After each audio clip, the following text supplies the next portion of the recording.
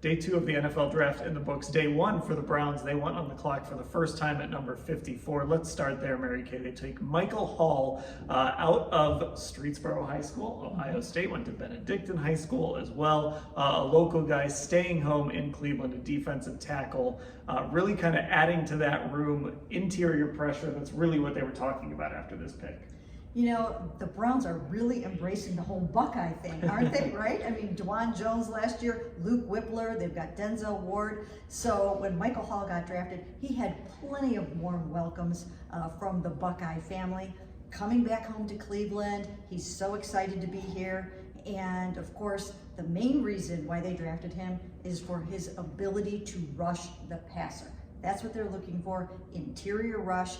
They're going to get it from Michael. And Ashley, we've seen that position. You know, we're seeing contracts. I think the 4 or 5 highest paid guys have all happened in the last couple of years. We're seeing those numbers just continue to climb. There was a run on defensive tackles before Hall, so that position seems to be really getting valued. But Andrew Berry and Catherine Rayshafter really said it's about the pressure and that ability to create pressure just across the line that is getting valued by teams now. I do think it makes sense. And again, I think the Browns now are coming off of 2 straight seasons where they really have, you look at the numbers, struggled to get sacks outside of Myles Garrett. And again, we got another reminder today that it's not all about sacks with them. Of course, Michael Hall didn't have a lot. He had 4.5 2 years ago, only 1.5 last year.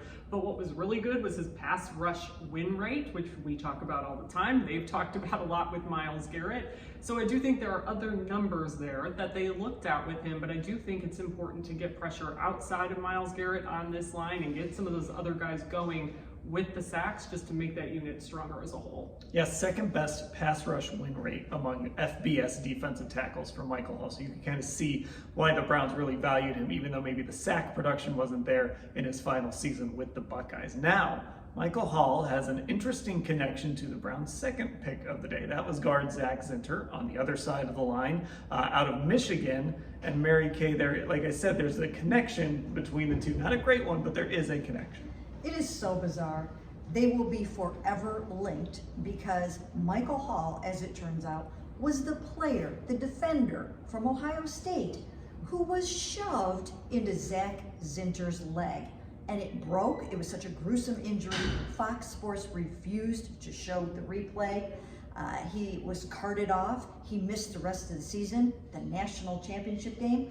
And it was Michael Hall, his new teammate. Now, how weird is that? We were all watching the film and we almost couldn't believe it. Yeah, it's a strange coincidence. And look, it's not Michael Hall's fault. It's not anyone's fault. It's just life in the trenches, right? We see this all the time. But actually, just a bizarre turn of events as everyone in that media room kind of started to realize, wait a minute, these two are connected because of this injury. Yeah, I think we all, at one point had different YouTube videos and TikToks pulled up trying to watch that play as best we could. Again, it was a very gruesome injury, but I do think Zack Zinter seemed to be taking it in stride, which of course you would expect in something like this. It's totally a freak accident how he got hurt, and for the most part, he seems to be progressing really well, happy with how he's doing so far. I know he's talked about this in the past and talked about it again with us tonight, the fact that he didn't have any ligament damage in his ankle or in his knee, that it was really, he said, a best case of a worst case scenario because it was a clean break in his tibia and fibula bones, if I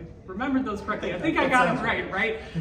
So it is late here, folks. Bear with me a little bit. But I do think that's a really positive attitude, and hey, they don't have to rely on him right away, so I think that's another positive step for him. Yeah, and now on the field, of course, Mary Kay, when we talk about guards, of course, the Browns are pretty much set at that position with Joel Bitonio and Wyatt Teller, but you do have to start thinking about the future. Joel is going to turn 33 this year. You've got 2 expensive guys at that position, so no surprise here that the Browns kind of go fishing at the guard position with that 3rd round pick. Yeah, no surprise at all. Joel is heading into his 11th season. When we talk to him after each year over the last couple of years, he reevaluates it. You start to do that when you get up to this point in your career. And then again, Wyatt Teller, these are 2 good all-pro guards, 2 of the best in the NFL. But once again, time to start planning for the future. And that's a luxury that the Browns have, Ashley, because obviously their roster is pretty much set, so they can use a third-round pick with an eye on 2-3 years down the road even. It seems like that's kind of how I was viewing this entire draft, and I think you guys were as well. This idea that for the most part, they are set at the top of their depth chart. That's not a place this organization has been in very often in the last 20 plus years. So I think it's really interesting to see how they've handled that, but really I do think at this point it's all about building depth at those different key positions that you can as you're drafting guys, and about taking who the best available person is. Okay, day 2 in the books. We will have full coverage of that, and also day 3. You can find it all at cleveland.com/Browns.